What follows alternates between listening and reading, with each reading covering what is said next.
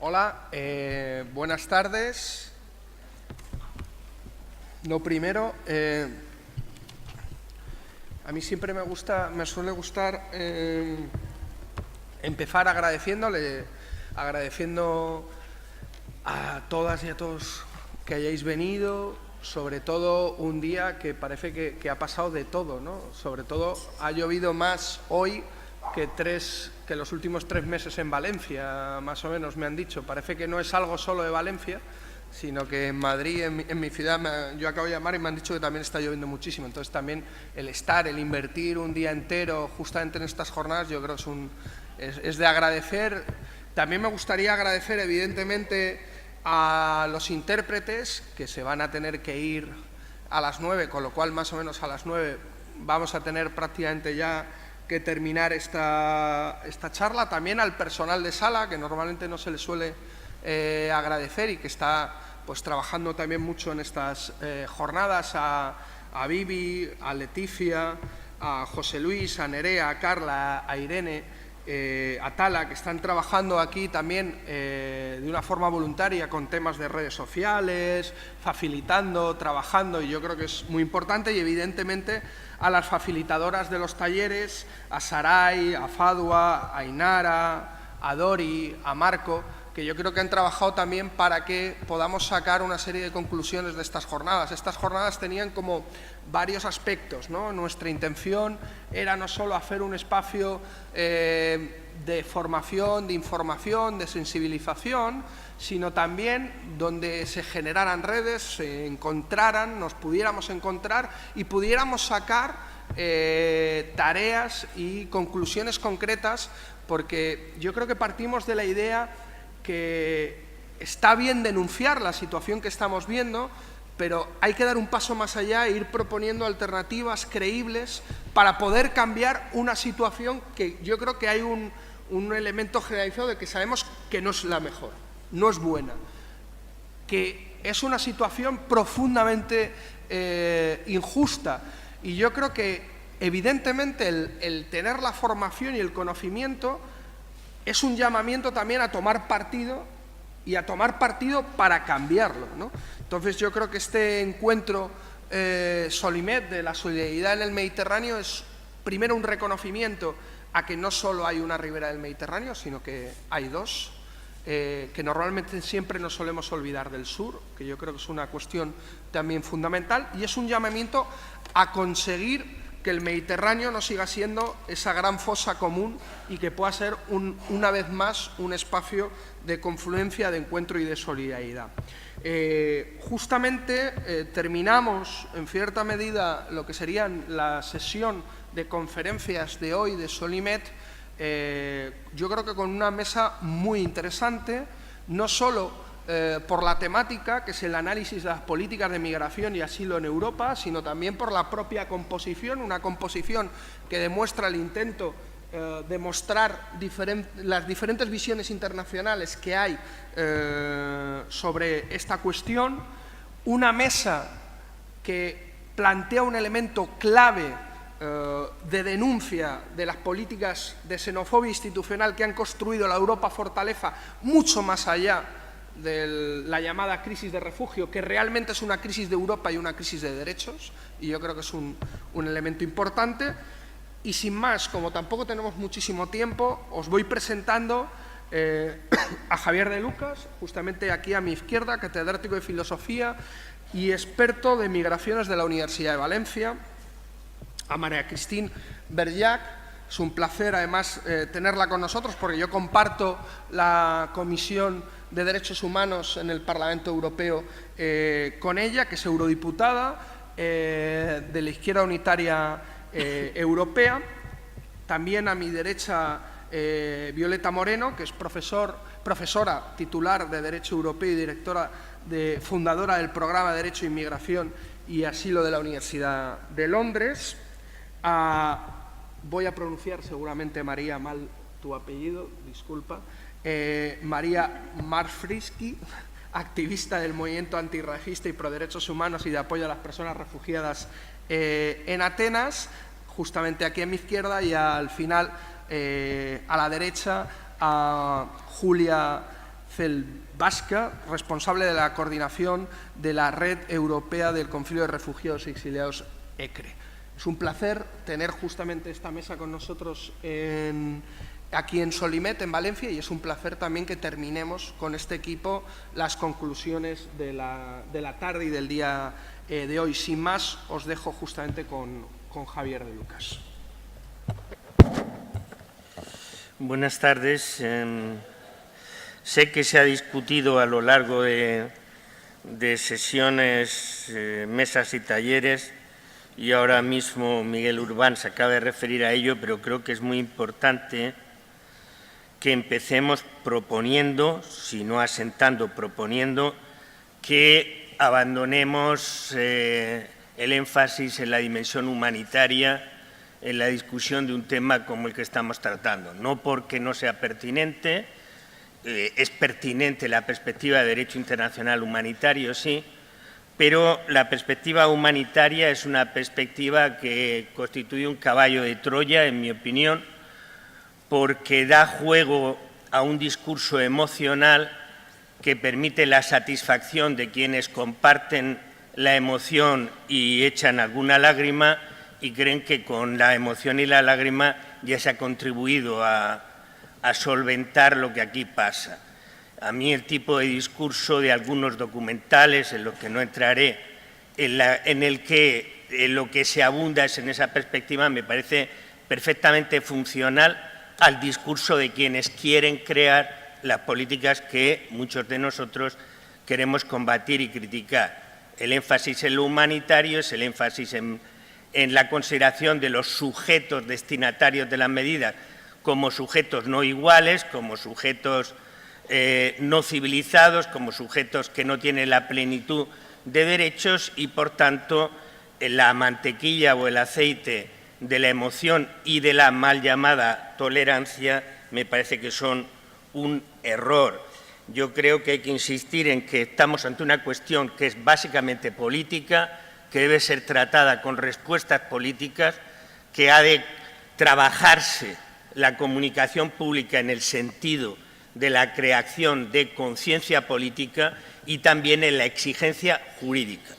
No estamos hablando de medidas paternalistas, no estamos hablando de medidas paliativas, estamos hablando de la necesidad de exigir el cumplimiento de deberes jurídicos y, en su caso, de sanciones. En mi opinión, si no ponemos el acento en esto, nos equivocamos. Me parece, y este es el segundo punto que quería tocar, que buena parte de los instrumentos de la política jurídica relacionada con la gestión de la inmigración y el asilo son ejemplos claros de cómo el lenguaje jurídico crea universo simbólico y, por tanto, hay que estar muy atento a cómo se utilizan las categorías, los conceptos para designar realidades. Yo en esto creo que estamos perdiendo la batalla los que pensamos de otra manera. Creo que estamos dejando que se imponga la construcción a través de instrumentos legales, sobre todo. Jurisprudencialmente creo que el nivel de respuesta es mucho más positivo, la construcción del concepto público de inmigrante y de refugiado a unos instrumentos que precisamente tienen como objetivo negar el concepto de refugiado y negar el concepto de inmigrante. No hace falta leer a Lewis Carroll o leer a Lakoff, no hace falta ver películas como Mars Attacks o como la muy reciente de Arrival de Denis Villeneuve para saber lo importante que es quien tiene la última palabra en el dominio de la significación, en decir que este concepto significa esto y no lo otro, y por lo tanto en construir, como se ha hecho, un concepto de mediado de inmigrante y en rebajar incluso el concepto normativo de refugiado, que es a lo que, en mi opinión, asistimos. Mi propuesta es lanzar pistas para discutir y reflexionar sobre tres series de preguntas, tanto en lo relativo a políticas migratorias como a políticas de asilo. En lo relativo a políticas migratorias, las preguntas son las mismas, básicamente. Las preguntas son, ¿realmente son políticas migratorias o son otra cosa? Mi respuesta es, no son políticas migratorias, ni las de la Unión Europea ni las de la mayoría de los Estados miembros. son otra cosa y ahora trataré de dar alguna pista. Segundo, ¿están justificadas? La respuesta a esto se da en dos niveles, en el nivel de legitimidad política y en el nivel mínimo de cumplimiento con las exigencias de la legalidad constitucional conforme a los principios de democracia y Estado de Derecho. La respuesta en ese segundo escalón es también no. Y desde el punto de vista de la adecuación y conveniencia, son políticas adecuadas y eficaces, resuelven los problemas que plantean, en un caso, la movilidad forzada, que llamamos migraciones, y la movilidad forzada, que llamamos movimientos de demanda de protección de asilo y refugio. Mi respuesta es no. Esas preguntas, esas tres tipos de preguntas, las respondo negativamente. Mi propuesta es una respuesta negativa, tanto en el caso de inmigración como en el caso de refugiados. Y creo que un primer problema es que las categorías jurídicas que se manejan en esos dos ámbitos tienen la característica de categorías zombie, que diría un conocido sociólogo, es decir, son categorías que existieron y pudieron tener sentido en un momento determinado y hoy no. Lo malo es que tampoco lo tienen las respuestas normativas. Yo creo que la distinción en la que tanto se empeñan las políticas europeas entre inmigrantes, a los que se pone el adjetivo de económicos como si eso fuera peyorativo, y refugiados, es una distinción que cada vez tiene una zona gris mayor, y me parece que tanto la Convención de Naciones Unidas de 1990, que da un cierto amparo a derechos de inmigrantes y en especial de los irregulares, como sobre todo la Convención de 1951 de Ginebra en relación con los refugiados y su protocolo del 67, son instrumentos que ya nos sirven para afrontar los desafíos de lo que son dos manifestaciones distintas de movilidad forzada. Y ese me parece que es el punto de partida. La gestión de la movilidad forzada y los flujos migratorios que tienen su origen en causas que imponen el desplazamiento como necesidad y no como libre elección es el primer problema, y en ella me apoyo para sostener que no hay políticas migratorias. Para que haya políticas migratorias al menos tiene que haber tres pilares, y el primero y más importante es una política internacional que trabaje en las causas que son conocidas por todos y que llamamos desigualdad básicamente, y que podemos también explicar en los índices complejos de desarrollo humano, entendido no solo en el sentido económico, sino también en la presencia, en el cumplimiento de estándares básicos en otros elementos como son la cobertura, el reconocimiento y satisfacción de necesidades humanas básicas. El trabajar en esas causas es capital para hablar de una política de inmigración y, sin embargo, las políticas migratorias europeas entienden el pilar internacional como un instrumento que incrementa el estatus de subordiscriminación de los Estados que son origen o tránsito de esos movimientos forzados a través de mecanismos que devienen la mayor parte de las veces en corrupción. Y en esto, naturalmente, en el mecanismo corrupto es decisivo el que los lazos sean de Estado a Estado y no de agentes sociales a agentes sociales, y no con la presencia como protagonistas de los inmigrantes, y sobre ello no me voy a extender porque Sami Naïr seguramente lo ha explicado mucho mejor de lo que lo pueda explicar yo ahora. No hay políticas internacionales de inmigración que vayan a las causas que generan los movimientos forzados. Lo que hay son, en todo caso, instrumentos de externalización, instrumentos para intercambiar a cambio de una retribución económica, los famosos 6.000 millones en el caso de Turquía, una labor de policía y contención que es una labor negadora de los derechos, en primer lugar del derecho de libre circulación y, por supuesto, el derecho de los ciudadanos de salir de su propio país y moverse. De manera que la reducción de este primer pilar y el hecho de que las políticas que debieran de ser de codesarrollo, y que algunos llaman de cooperación, en realidad no sean más que políticas neocoloniales para aumentar la dependencia, ponen en entredicho que haya una perspectiva mínimamente amplia y y coherente de lo que debe ser una política migratoria. Los otros dos elementos básicos de la política migratoria están claramente también en entredicho. El segundo son mecanismos de regulación de la movilidad que atañen sobre todo a la circulación en fronteras, y eso está desmentido porque el tratamiento que se hace jurídico-administrativo de las fronteras convierte las fronteras no en un instrumento donde se violan los derechos, sino en un instrumento de violación de derechos. No es que haya malas prácticas, es que la comprensión de la frontera es la comprensión de un instrumento que corta, que pone en entredicho las garantías básicas de derechos humanos. La tercera, naturalmente, son las políticas de acogida y de régimen de estancia. En las políticas de acogida y de régimen de estancia no hay nada parecido a la mal llamada integración, a pesar de que se hagan llamadas y haya indicadores y haya estudios anuales sobre la integración de los inmigrantes. Para que haya integración tiene que haber, en primer lugar, igualdad jurídica. Las políticas migratorias de la Unión Europea y los Estados miembros descartan la igualdad jurídica y, es más, utilizan la condición de extranjería como justificatoria del trato discriminatorio. Una política que sabemos que se ha utilizado frente a colectivos desde hace siglos. Las mujeres lo saben muy bien, los obreros lo saben muy bien, quienes pertenecen a minorías lo saben muy bien.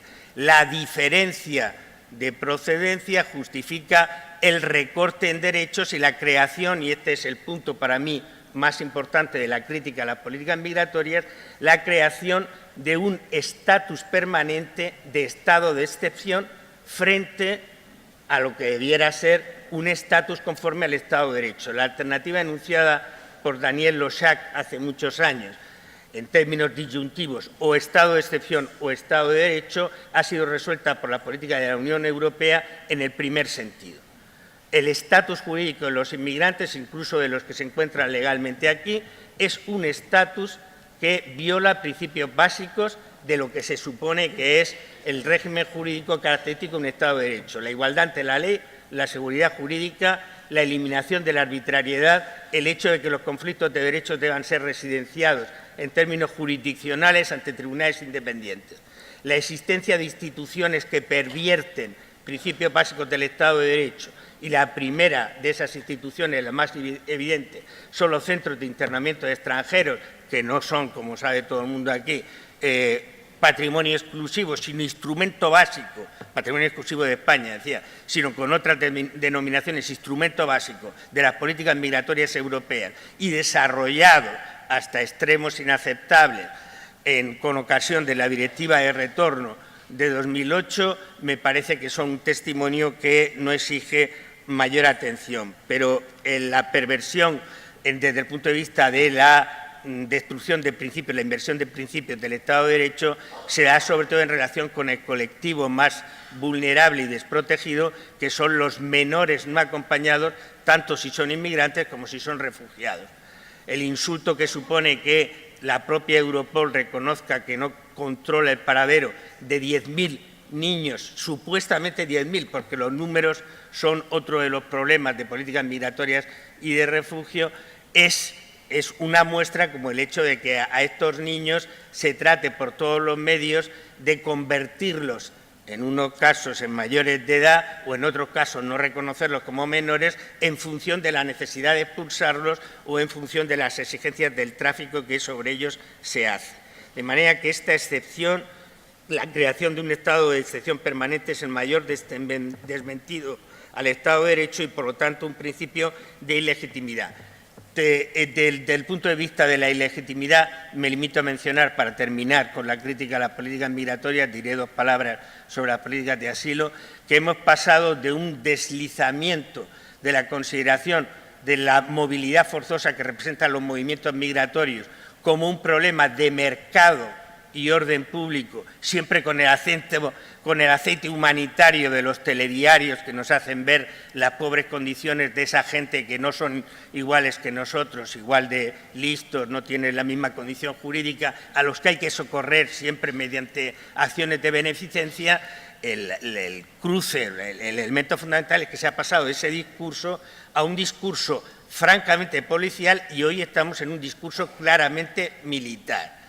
La respuesta que quien era en ese momento ministra del Interior del Gobierno Cameron y hoy es primera ministra del Reino Unido, la señora May, que coincidió con la respuesta de este ministro arrepentido, que es el señor García Margallo, que nada de lo que hizo en el Gobierno Rajoy era de su responsabilidad. Él era un demócrata extraordinario, pero no pudo vencer a la insidiosa Triple S, Soraya Sáenz de Santa María, pues es un ejemplo de lo que estoy tratando de decir. Los tres al unísono, en el momento en que el Gobierno italiano plantea que no puede seguir con operaciones como la operación Mare Nostrum, que costaba 114 millones de euros al año, y plantean que la Unión Europea se encargue de operaciones de salvamento y rescate en el Mediterráneo, contestan que no, con el argumento bien conocido, la coartada bien conocida, de evitar el efecto llamada. Señores, el discurso del efecto llamada es apología del delito. Esta gente que está tan preocupada de la apología del delito contra la Constitución hace apología de un delito que está en todos los códigos penales, el delito de omisión de socorro. Cuando se nos dice que no hay que realizar operaciones de salvamento y rescate organizadas, sino únicamente operaciones de control y disuasión y de carácter militar, que es el final al que iba para hablar de ilegitimidad, me parece que se está haciendo apología del incumplimiento de un deber de carácter inmemorial en derecho del mar, que además está reconocido jurídicamente en el convenio de Montego Bay, que es el convenio básico para derecho marítimo. ¿Qué es lo que quiero decir con esto? Lo que quiero decir es que estamos asistiendo, y me escandaliza que haya ONGs que están realizando una labor extraordinaria desde el punto de vista de salvamento y rescate, pero al mismo tiempo reclaman la intervención de esas fuerzas armadas en el Mediterráneo. Hemos visto el desplazamiento certificado en el reciente Consejo Extraordinario de Bratislava de la política migratoria al cesto de la política de seguridad y defensa.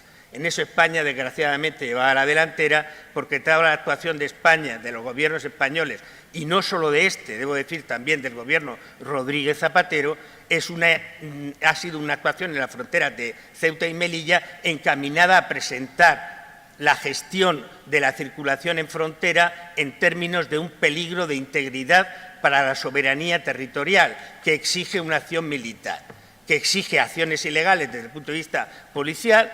Se ha pretendido consagrar como legal esas deportaciones en caliente, pero que exige la visión de que estamos asediados por un peligro frente al que no basta todo el esfuerzo económico que se emplea en Frontex, que se emplea en la nueva policía de costas, que se emplea en la vigilancia mediante sistemas electrónicos de la circulación en el Mediterráneo, sino que hemos acudido a la OTAN.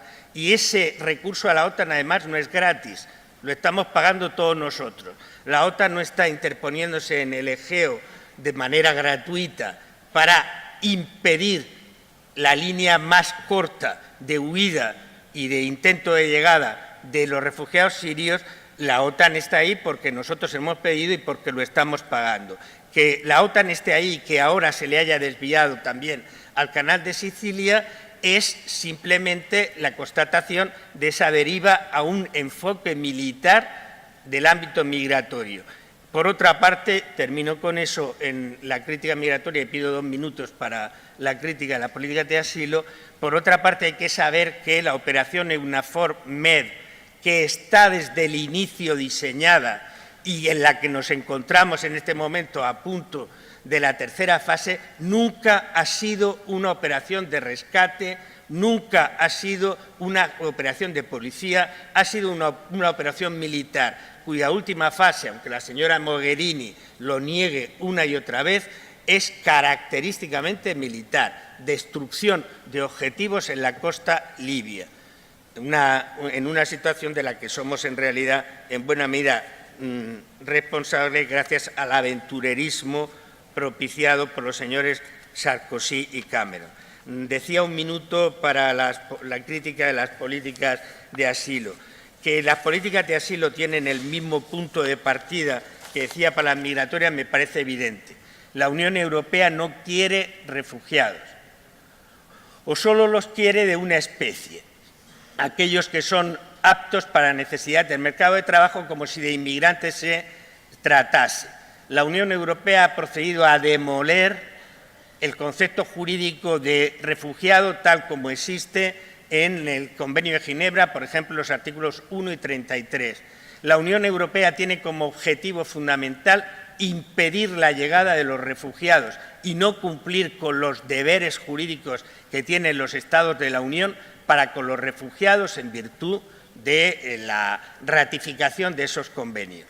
En esa carrera se está vaciando de sentido el derecho de asilo, se está mercantilizando el derecho de asilo, se está sometiendo el derecho de asilo a una banalización de la que somos responsables. Que eso se haga incluso por decisiones adoptadas democráticamente en parlamentos solo añade más sal a la herida. Y obviamente me estoy refiriendo a la decisión adoptada por el Parlamento danés, que entiende que para ser refugiado no basta con tener las condiciones que exige el Convenio de Ginebra y básicamente la persecución, la situación de persecución, sino que hay que copagar el gasto que supone el cumplimiento de los deberes que la noción de refugiado o la noción de la protección subsidiaria, en su caso, comporta. Al exigir la entrega de una cantidad de euros en torno a 1.430, si no recuerdo mal, que eso sí, como estamos hablando de gente civilizada, se pueden entregar en cash o en joyas, no se da más que un paso más en esa degradación.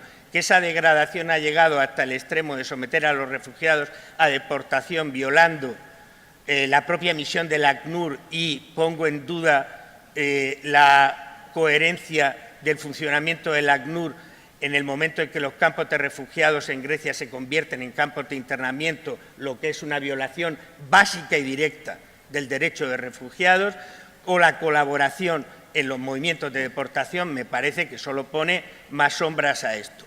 Que un jefe de Estado, por mejor decir dos, y uno de ellos, por desgracia, el mío, Felipe VI, en una reunión teóricamente amparada en el objetivo nobilísimo de conseguir un marco común solidario en lo relativo a las soluciones a los refugiados, tenga el cuajo de declarar en sede de la Organización de Naciones Unidas que los refugiados deben tener en cuenta las condiciones de las sociedades a las que acuden y, por tanto, adecuarse culturalmente a ello, es ya casi el penúltimo peldaño en el vaciamiento. Someter a los refugiados a procedimientos de asimilación cultural, lo mismo que se hace con los inmigrantes, por ejemplo, intentando condicionar derechos, por ejemplo, el derecho de acceso a la ciudadanía, al cumplimiento de parámetros de asimilación cultural, es vaciar ese derecho. Lo mismo lo ha dicho, para que no sea solo Felipe VI, lo mismo ha dicho Guillermo no sé cuántos, porque no llevo la cuenta de los ordinales, de Holanda, en el discurso ante el Parlamento holandés este mismo año, haciendo matizaciones, pero en el fondo declarando que, bueno, que el problema es que los refugiados tienen que asimilarse a esa sociedad. La coartada de la asimilación a las costumbres es directamente antiliberal y antidemocrática. Todo lo que no sea prohibido en el Código Penal y todo lo que no está prohibido por la Constitución es un derecho. Y desde el punto de vista de la identidad cultural está claro que eso se viola. Que se violen también principios elementales en relación con el tratamiento con Turquía solo pueden sorprender a aquellos que no se dan cuenta que las políticas de externalización son políticas de chantaje. Las políticas de externalización de la Unión Europea son políticas de chantaje hacia los gobiernos de los países respecto a los que se ejercen, y el chantaje tiene siempre una vuelta. Erdogan no está haciendo en este momento más que lo mismo que ha hecho la Unión Europea. Ustedes me chantajean de esta manera y yo les chantajeo con la bomba demográfica, como se llamaba en los 60, ese recurso migratorio de lanzar, expulsar de vez en cuando a gente para poner nerviosos a los que están en las fronteras del otro lado. Estaba por aquí antes Elena Maleno, que sabe perfectamente cómo una ofensa causada a la extraordinaria sensibilidad del sátrapa marroquí por una patrulla de la Guardia Civil que avista al yate del sátrapa fuera de sus aguas territoriales puede tener como consecuencia que se dé instrucciones directas a inmigrantes durante 3 días para decirles que hay barra libre que pueden llegar. Y de esa manera crear un problema para que de nuevo se exigirá el chantaje. Políticas concebidas sobre el chantaje y no sobre los derechos no pueden ser admisibles. Lo que creemos que otras políticas son posibles, naturalmente no podemos aceptar ese discurso. Siento la extensión. Muchas gracias.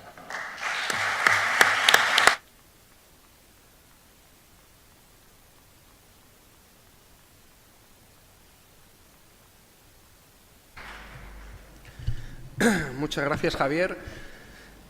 Aunque lo recordamos ayer, yo creo que no está de más recordar que entre los chantajes de nuestra externalización de fronteras, justamente con el sátrapa marroquí, hace que llevemos 40 años olvidándonos de otros refugiados, justamente de los refugiados saharauis, a los cuales se les niega reiteradamente por parte del Gobierno español sus derechos, justamente por esa externalización y esos favores que se le deben al sátrapa marroquí.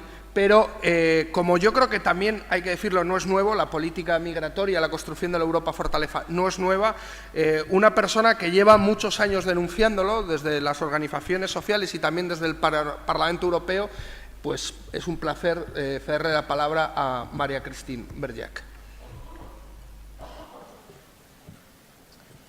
Bonsoir à tous et à toutes. Je voudrais d'abord remercier tout particulièrement mes amis espagnols, notamment mes amis de Podemos, et tout particulièrement Miguel Orbán, avec qui j'ai le plaisir de travailler au Parlement européen, pour cette invitation et pour me permettre de m'exprimer devant vous ce soir. J'ai envie de dire un peu comme un défi, de quoi parle-t-on exactement ce soir? Parce que j'ai noté dans tout ce que j'ai entendu qu'on utilise un peu indifféremment le terme... Voilà, si je parle dans le micro, c'est mieux. On utilise un peu indifféremment le terme de migrants et le terme de réfugiés sans savoir de quoi on parle. Donc moi, je voudrais rappeler que les migrations, c'est un fondement de l'humanité.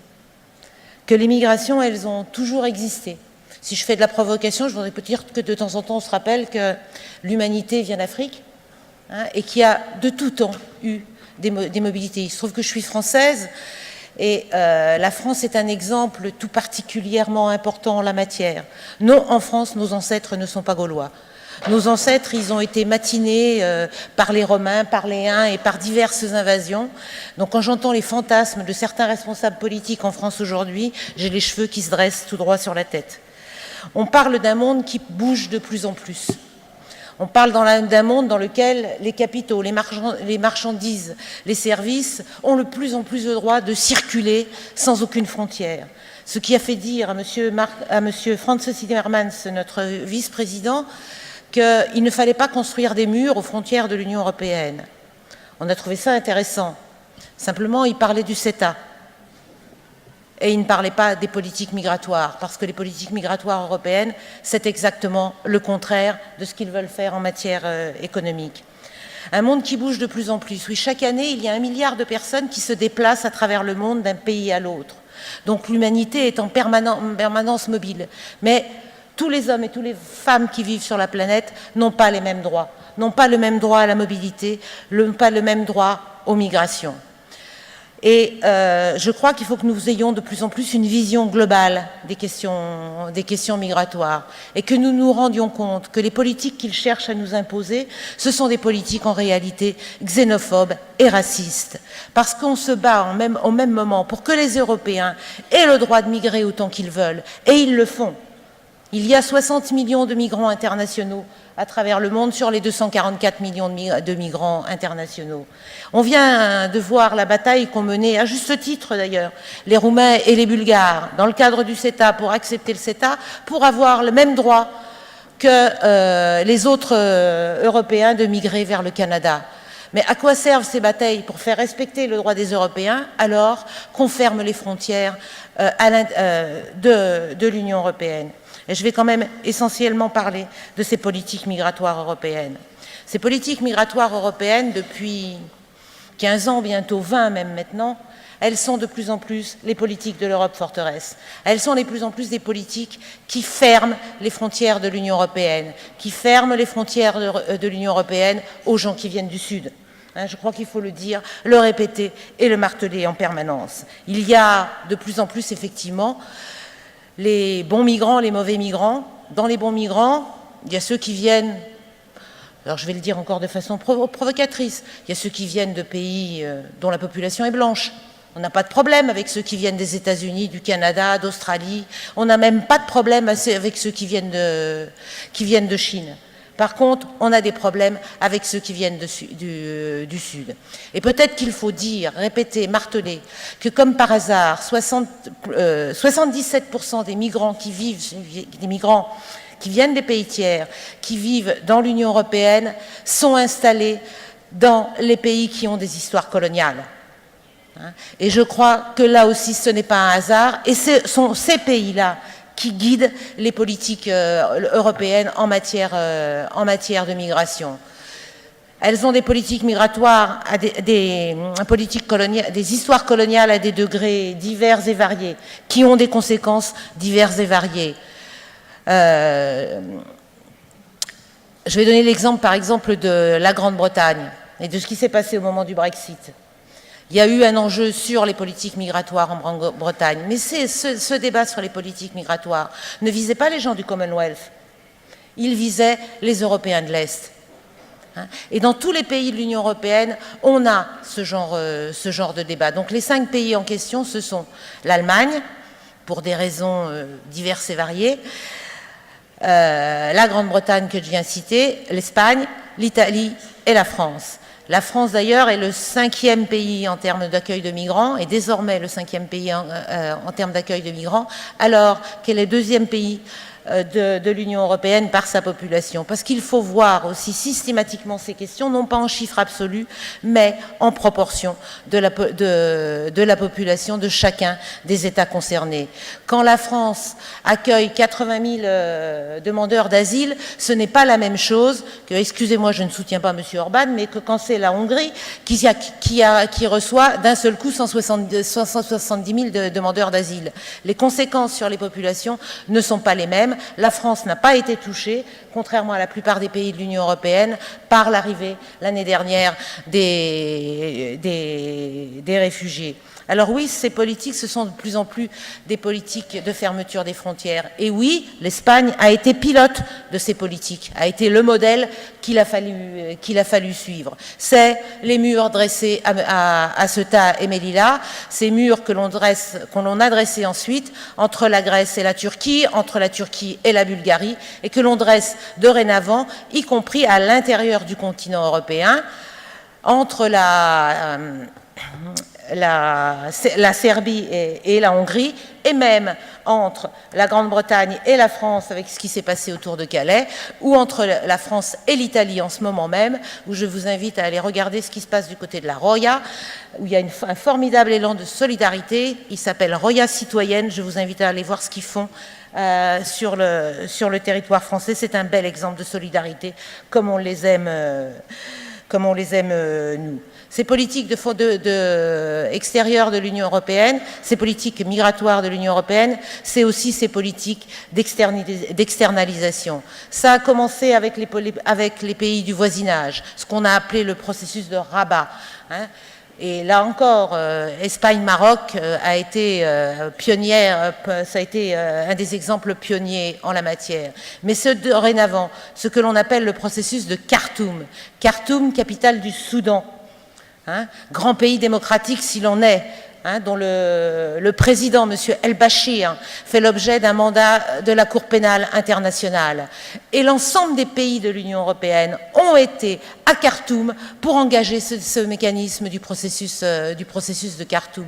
Ce mécanisme du processus de Khartoum que l'on a vu apparaître au moment du sommet de La Valette, que l'on appelle dorénavant le Compact Migration, par lequel les pays de l'Union européenne, les États de l'Union européenne, veulent lutter contre les causes profondes des migrations. Lutter contre les causes profondes des migrations, ça veut dire conditionner les aides au développement de plus en plus à des accords de réadmission. Ça veut dire effectivement exporter les intérêts d'un certain nombre de multinationales de la sécurité et de la défense qui vont vendre à ces pays-là les politiques de contrôle des frontières et de fichage des populations. Et ça veut dire aussi que l'on fait apparaître des politiques, notamment en matière énergétique, ça a été évoqué ce matin, mais on le voit très bien apparaître dans les politiques qui sont menées actuellement par l'Union européenne et ses États membres dans la Corne de l'Afrique. Exemple, Érythrée, où on prétend qu'on va aller favoriser le développement de l'Érythrée en vendant un coup des éoliennes, un coup des panneaux solaires. On ne sait même pas exactement ce qu'on va y vendre, mais pour le plus grand intérêt des grandes multinationales qui sont regroupées dans la fondation Borloo, du nom d'un ex-ministre français, qui s'occupe d'aller électrifier l'Afrique. Et ça ne sera pas dans l'intérêt des populations d'Afrique, mais au contraire dans l'intérêt de ces grandes multinationales européennes. Tout s'inscrit en permanence dans ces schémas-là, et il faut que l'on voit bien l'ensemble de ces intérêts en permanence. Plus on mène ces politiques-là, et plus il y a des morts en Méditerranée. On estime entre 30 et 40 000, on ne sait pas quel est le décompte exact, mais entre 30 et 40 000 morts en Méditerranée depuis le début 2000. 30 à 40 morts. La Méditerranée, oui, est un cimetière. Et on ne fait rien pour arrêter les choses. L'opération UNAFNOR, désormais appelée Sophia, ne sert à rien. On prétend lutter contre les trafiquants. Plus on lutte de cette façon contre les trafiquants, plus on fait le jeu de ces trafiquants, plus les routes migratoires sont dangereuses et plus il y a de morts. Conséquence, 3 770 morts l'année dernière en Méditerranée et déjà plus de 4 500 à la date d'aujourd'hui pour cette année 2016. Je vais terminer en donnant un regard positif et constructif, parce que comme Miguel, je suis d'accord pour dire qu'il ne faut pas se contenter de dénoncer. Il faut aussi donner à voir d'autres politiques. Ces autres politiques, c'est d'abord dénoncer ces politiques en disant combien elles coûtent cher et qu'elles ne servent à rien, sauf à fragiliser la situation des réfugiés et des migrants. Et ces politiques, elles doivent d'abord et avant tout être basées sur le respect du droit international, comme cela a été dit tout à l'heure pour le sauvetage en mer. Ça fait des années qu'au Parlement européen, on se bat pour que le sauvetage en mer soit dans le mandat de Frontex. Et ça fait des années que les États membres refusent que le sauvetage en mer soit inscrit dans le mandat de Frontex. Ça veut dire aussi, bien évidemment, ça a été dit et répété tout au cours de la journée, le respect de la Convention de Genève. Le respect de la Convention de Genève, c'est-à-dire permettre à tous ceux qui veulent demander l'asile sur le territoire européen de le demander effectivement. Et ce n'est pas faire examiner leur demande aux frontières de l'Union européenne, c'est encore moins le faire examiner dans les pays de départ, c'est le faire examiner dans le pays de leur choix. C'est ce que dit la Convention de Genève. Ça veut dire également faire respecter la Convention internationale sur les droits de l'enfant. J'ai presque fini, Miguel, ne t'inquiète pas. Faire respecter la Convention internationale sur les droits de l'enfant. Oui, la situation des mineurs isolés dans l'Union européenne est dramatique. Je vous signale, effectivement, ça a été dit dans une des tables rondes auxquelles j'ai assisté, que ceux qui traversent la Méditerranée sont de plus en plus des femmes et des enfants. En 2014, 70% d'hommes. En 2015, un tiers d'hommes, un tiers de femmes, un tiers d'enfants. Et oui, ils meurent en Méditerranée. Ça veut dire le droit au regroupement familial, qui est menacé de toutes parts à travers l'Europe. L'Allemagne vient de réformer à la négative le droit au regroupement familial. Ça veut dire le respect du droit à la santé. On entend de plus en plus de gens qui veulent priver de toute aide médicale les migrants qui sont en situation irrégulière sur nos territoires. À quoi on joue, qu'est-ce qu'on cherche à faire? C'est quand même assez hallucinant. On va empêcher ces migrants de se faire soigner, alors que je ne sais pas quelle est la situation en Espagne, mais la situation en France, c'est que déjà ils n'ont accès à l'aide médicale que quand ils sont gravement malades, et non pas pour les soins les plus courants. Et puis, dernière chose, le droit au travail. la signature par l'ensemble des États membres de l'Union de la Convention sur les droits des travailleurs migrants, parce que oui, c'est une honte que les États membres de l'Union n'aient pas signé cette Convention. Pourquoi ne l'ont-ils pas signée? Parce que cette Convention dit très clairement que tous les migrants ont des droits, pas seulement les réfugiés, mais bien tous les migrants, quel que soit leur statut. Et je suis fière, tu me permettras de terminer là-dessus, Miguel, d'avoir réussi à faire voter au Parlement européen, avec 6 petites voix de majorité, un rapport qui réaffirme un certain nombre de choses en la matière sur la question des droits des migrants, des droits de l'homme et des migrants, des droits de l'homme et des migrants. Ça réaffirme l'ensemble de ces choses. Dernière chose que j'ai oubliée, la nécessité de construire des voies légales pour les migrants et pour les réfugiés. Je pense que c'est important également, alors que les voies légales de migration vers l'Union européenne sont en train de se réduire et de se fermer, alors que l'Union européenne a besoin des migrants et que ces migrants sont une richesse. Il y a besoin d'un exemple. Regardez ce qui se passe en Suède. La Suède a un taux de croissance de 4,5% et il a été démontré qu'elle le doit à l'accueil qu'elle a fait aux migrants. Malheureusement, le gouvernement suédois ne semble pas bien l'entendre, puisqu'il y a un gouvernement très allié avec un courant d'extrême droite en Suède et qui est en train de fermer les politiques suédoises qui étaient pourtant un peu exemplaires en la matière. Voilà, je m'arrêterai là.